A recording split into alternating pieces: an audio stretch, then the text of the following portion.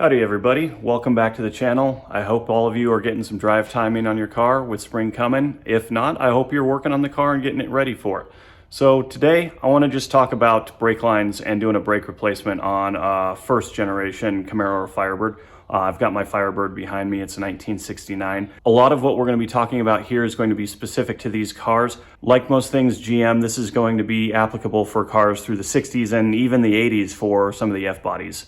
If, like me, you have a partially restored car that has been worked from the ground up without being completely taken apart at some point in its life, you might be rolling around with 50-year-old brake lines. And while you may not see drips, it's a good chance that it's probably leaking somewhere, or it's putting you in a place where you could cause a safety hazard driving down the road, and they fail. So one of the things that I'm doing this year is I'm doing a full brake line replacement on this car from the intermediate, which is the middle of the car, forward. I've already replaced the rear brake lines when I switched to disc brakes some years ago, so I won't be touching those. As you can see, based on the parts installed in this car, it's already had a front disc brake conversion that included an aftermarket booster, as well as a combination valve here. Now, this combination valve is a disc-disc combination valve because I have put rear discs on the car.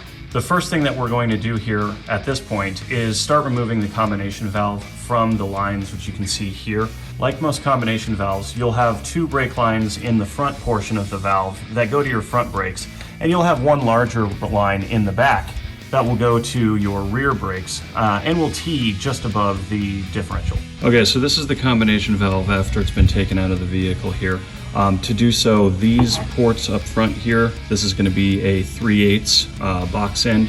Back here, this is going to be a 9/16 box end. Now, one of the things to note here is this is threaded in. This is the proportioning valve part of the combination valve, and you may need to use something like a channel lock on here to keep this in place when you are removing your rear brake line. As you can see, we have the factory lines just kind of hanging out here, so the next step is just to start taking these out of the car. Now, the easiest way to do this is going to be to use my lift, and we'll get the car up in the air. That way we can get to things a little bit easier. Now, if you don't have a lift, all you want to do is just get the car up on jack stands, get it up as high as you safely can with your jack stands. If you've got Harbor Freights, watch out. Now that we're under the car, we've got the front K-member here. As you can see, we have clips here. We also have clips up here, and these will come under the wheel and it'll attach to the soft lines at the caliper on each end of the frame, just like so. Now, I recommend removing these with the clips in place. That just helps you get them off without having to use double wrenches. This is going to be our intermediate line, and it's going to run the length of the car here. We're going to come through here, and it's actually going to jet through here, and then on the other side it's going to come up, follow the body line. We've got nuts here, and then it clips here to the soft line that goes to the top of your differential. This one's going to be the hardest to get out because we're going to have to snake it through the subframe connectors that I have on this car. So let's go ahead and start taking all these lines out, and then we'll pick it up from there. All right, so we have the original lines out of this, and you can kind of see the front lines. This is the front driver's side, which is the easiest one. Actually in fairly decent shape for being 50 plus years old, not too bad, but as long as we're in here, we're replacing them. Now, the intermediate line, you can see back here, there's a decent amount of corrosion on this. And one of the things that I noticed after taking this off and removing all the couplings is it was very chocolate milky in the fluid, which was only about a year old. So you can tell that on the midline, the intermediate there, that there's a decent amount of corrosion happening. So that one for sure needed to be removed. All right, so under the car with the intermediate line, it snakes through here, which typically this subframe connector is not there, which I do recommend subframe connectors, but if you're thinking that you're gonna do subframe connectors, your car is like mine where it's kind of non-restored and there's some maintenance things that you'll have to do from time to time. Go ahead and do this line before you do these, because this is going to be a pain in the butt right here. Additionally, the intermediate line snakes up through the steering box here, and they put a circular wind in the line to act as kind of a shock absorber. And so that's going to be a pain in the butt as well. Now, I do recommend a single piece intermediate line. It's just less chance for it to leak anywhere. But I can see why people do the two-piece line, especially if the chassis is on the car. So make the decision. I might end up having to cut this thing in half and getting some fittings and doing some flaring. We'll see. I'm gonna try and get it in as one piece, but you may need to do a two-piece, so I might recommend doing that. But if you can do a one-piece intermediate, that's gonna be your best bet. Okay, so let's go ahead and talk about these new lines here. I got these from Fine Line. No, it's not sponsored. I bought these. There's no discount, anything like that. The reason I went with Fine Line is that they were able to work with me on bending up the factory intermediate in a custom size.